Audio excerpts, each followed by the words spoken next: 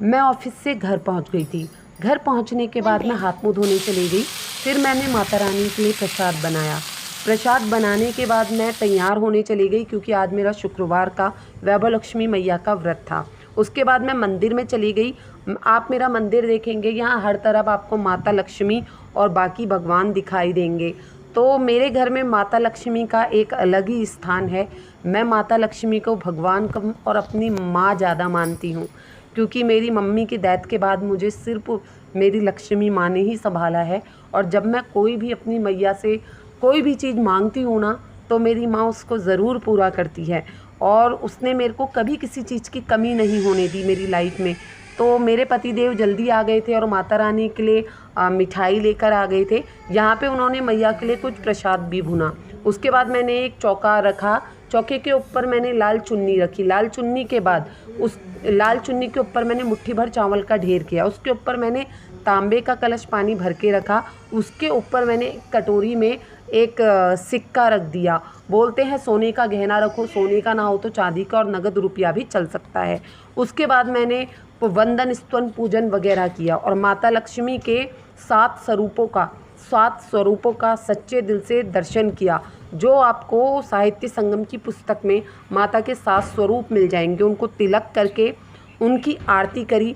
उसके बाद मैंने श्री यंत्र को तिलक किया और श्री यंत्र की आरती करी। 11 बार सच्चे हृदय से मैंने जय माँ लक्ष्मी का जाप किया और माता लक्ष्मी से विनती की। मेरी जो मनोकामना है उसको पूरी करने के लिए मैंने माता लक्ष्मी से विनती की। उसके बाद जो कटोरी में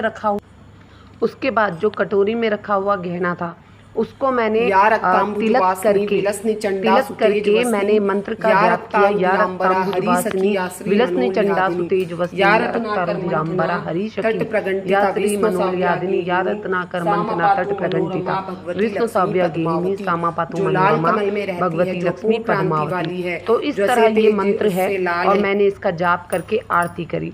आरती के बाद मैंने कथा करी और कथा करने के बाद मैंने लक्ष्मी मैया की आरती करी। आरती के बाद मेरा व्रत पूरा हो गया और मैंने कलश का पानी तुलसी की क्यारी में डाल दिया और चावल उठाकर मैंने पक्षियों को डाल दिए। तो इस तरह शास्त्रीय विधि पूर्वक व्रत करने से आपकी सब प्रकार की विपत्ति दूर हो जाती है।